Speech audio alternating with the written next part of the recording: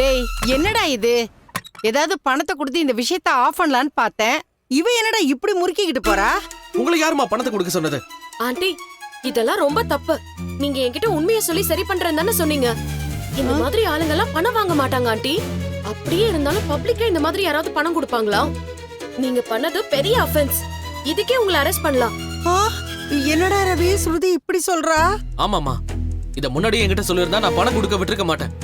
இப்ப அந்த லேடி இன்னும் அதிகமா ரோஹிணிக்கு சப்போர்ட் பண்ணுவாங்க. இல்லடா, மனோஜுக்கு ஒரு நல்ல வாழ்க்கை அமையணும். பாவம் அவன் வாழ்க்கை இப்படியே போயிடக்கூடாதுல்ல. அதுக்குதான் நான் இந்த பணத்தை கொடுத்து சரி பண்ணலான்னு நினைச்சேன். ஆனா இப்படி கோவப்பட்டு போவாங்கன்னு நினைக்கலடா. பணத்தை பார்த்த உடனே நம்ம பக்கம் சாஞ்சிருவாங்கன்னு நினைச்சேன். ஆண்டி, பணத்துக்காக அப்படி எல்லாரும் நம்ம பக்கம் வரமாட்டாங்க.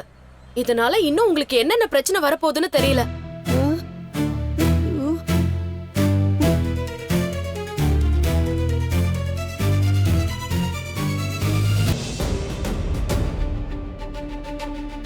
இப்போ இப்படி தலையில கை வச்சுக்கிட்டா என்ன பிரயோஜனம்? எவ்வளவு சொன்னாலும் நீ கேட்க மாட்டியா?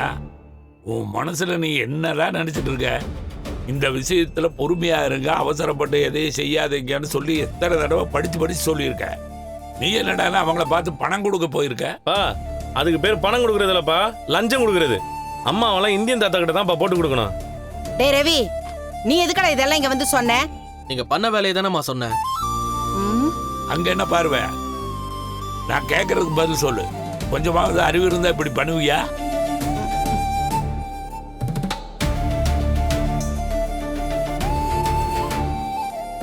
அம்மா காசு கொடுக்க ட்ரை பண்ணதால அவங்க இன்னும் கோவம் ஆயிட்டாங்கப்பா. இனிமே நம்ம என்ன சொன்னாலும் கேட்க மாட்டாங்க.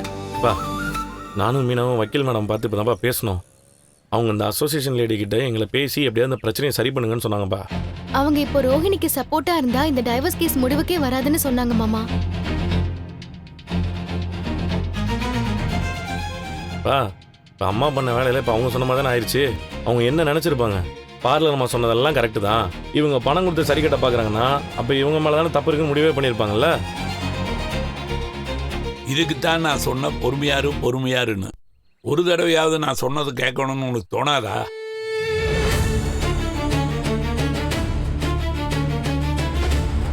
ஏண்டா இந்த மாதிரி வேலைக்கெல்லாம் நீ அம்மா ஒன்னா தானே போவீங்க? ஏன் நீ அம்மா கூட போல? இல்ல, நீ வர வேண்டாம், நானே பாத்துக்கிறேன்னு அம்மா தான் சொன்னாங்க. ஏண்டா, அப்போ உனக்கு முன்னாடியே அம்மா பணம் கொடுக்க போறாங்கன்னு தெரியும்ல, வேணான்னு சொல்ல வேண்டியதானடா? டேய், அம்மா பேசுறதாண்டா போனாங்க, பணம் கொடுக்க போறாங்கன்னு எனக்கு எப்படி தெரியும்? நல்ல வேலைப்பா, அம்மா மனோஜை கூப்பிட்டு போல. இவனும் போயிருந்தா அந்த லேடி கண்டிப்பா போலீஸ்ல புடிச்சு கொடுத்துருப்பாங்க. ஏதோ அம்மா மட்டும் போனதுனால மிரட்டி மட்டும் விட்டுருக்காங்க. நான் மனோஜ் பிரச்சனையை முடிச்சு வச்சிடலான்னு தான் நான் இப்படி பண்ணினேன். அதுக்கு நேர்மையா எதா இருந்தாலும் பண்ணணும். இப்படி லஞ்சம் கொடுக்கறது சட்டப்படி தப்பு தானே? அதை நீ சொல்றியா? நீ பண்ணாத தப்ப நான் பண்ணிட்டேன். அத்தை, அவர் நியாயத்துக்காக தான் நின்னுருக்காரு. எங்கேயும் தப்பான விஷயத்துக்கு தொண போனதில்ல, தப்பும் பண்ணதில்ல.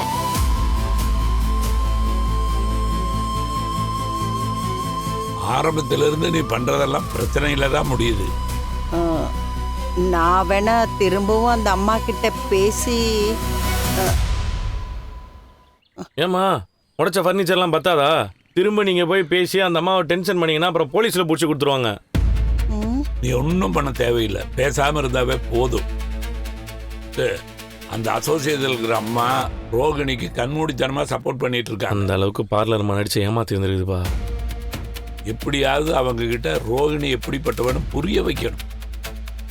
மனோஜ் அவ எப்படியெல்லாம் ஏமாத்தி இருக்கா, நம்ம குடும்பத்துக்கு என்னென்னமெல்லாம் தப்பு பண்ணான்னு சொல்லி புரிய வைக்கணும். இது பணத்தை கொடுத்து சரி பண்ற விஷயம் அல்ல. எப்படியாவது அந்த அம்மாவை பார்த்து சரி பண்ண முடியுமான்னு பாரு. சரிப்பா. அவங்களுக்கு ரோகிணியோட உண்மையான முகம் தெரிஞ்சாதான் சப்போர்ட் பண்றது நிறுத்துவாங்க. அப்பதான் இந்த டைவர்ஸ் கேஸ் முடிவுக்கு வரும். இல்லைன்னா எழுத்துக்கிட்டே தான் இருக்கும். ஆம்பா, நீ சொல்ற மாதிரி முதல்ல அந்த அம்மாவை பார்த்து நான் பேசிடுறோம். முதல்ல அதுக்காக என்ன பண்ணணும்னு பாரு. விஜயா, இனிமேல் எங்களுக்கு தெரியாம எதையும் பண்ணாம பாரு. பசங்களுக்கு நம்ம புத்தி சொல்லணும், அவங்க நமக்கு புத்தி சொல்ற மாதிரி நடந்துக்காத. பார்த்து நடத்துக்க.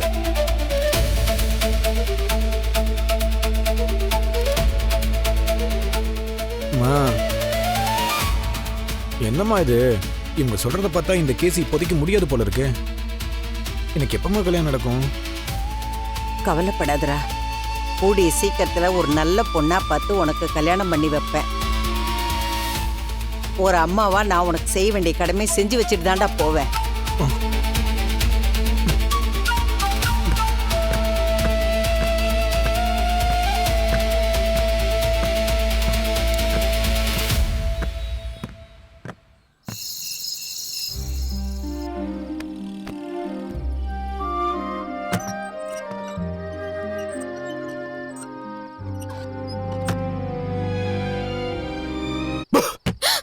ஐயோ நீங்களா? நான் தான் மீனா, பயந்துட்டியா? ஏன் இப்படி பண்றீங்க? பின்ன நான் வந்து கதவை திறந்தா கூட தெரியாம நீ ஏதோ யோசனை இருந்துட்டு இருந்த. இல்லங்க, அத்தை இப்படி பண்ணிட்டாங்கல்ல, அத பத்தி தான் யோசிச்சுட்டு இருந்தேன். மீனா, என் அப்பா ட்ரெயின் ட்ராக்ல போற மாதிரி எப்பவுமே ஒரே வழிதான். ஆனா அம்மா ஏர்பென் ரூட்ல போற மாதிரி அடிக்கடி இப்படி வளைஞ்சு போயிடுவாங்க. எதையுமே நேர்வழியில பண்ண தெரியாது.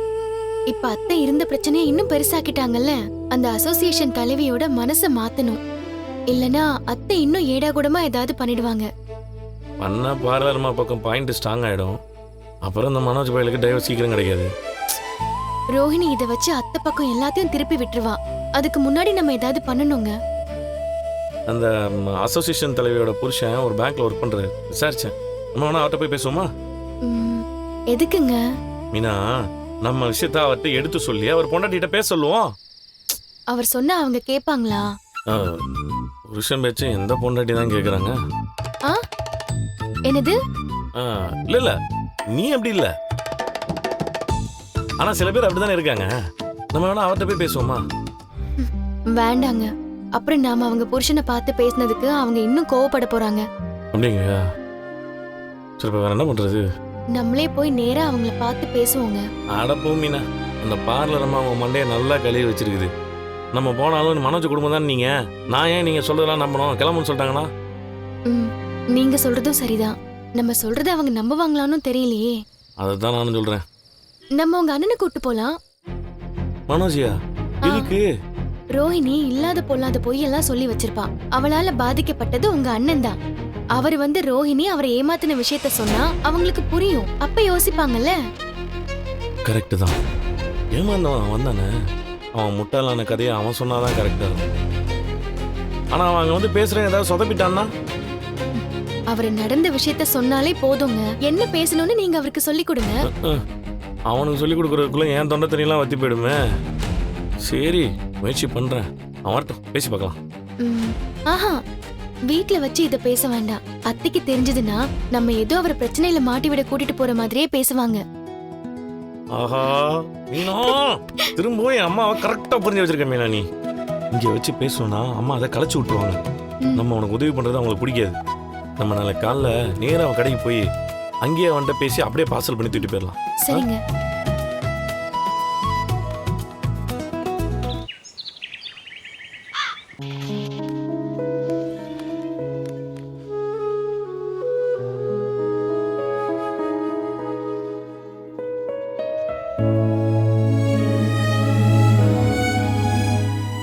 மீனா, அந்த ஃபோன் அப்படி கொஞ்சம் ஓரமாக வச்சு என்னையும் கொஞ்சம் பாரு. இப்போலாம் நம்ம 2 பேரும் சேர்ந்து நேரம் செலவு பண்ணுறதே ரொம்ப கம்மியாயிருச்சு. நம்மளை மாதிரி ஜோடிங்க எல்லாரும் இந்த ஃபோன்லேயே ரொம்ப நேரம் செலவு பண்ணிட்டு இருக்கிறோம். குடும்பத்தோட சந்தோஷமா நல்ல விதமா நேரம் செலவு பண்ணவே மறந்துடுறோம்.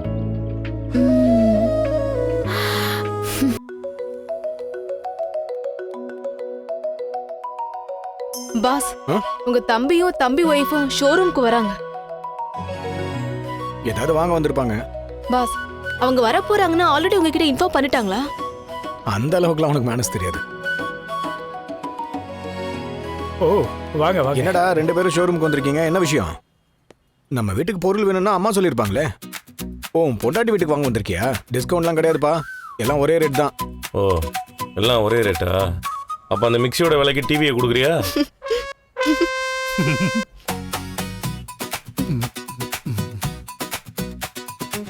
டேய், உனக்குன்னு தனி டிஸ்கவுண்ட் இல்லைன்னு சொல்ல வந்தேன். நீ அப்படியே கொடுத்துட்டாலும்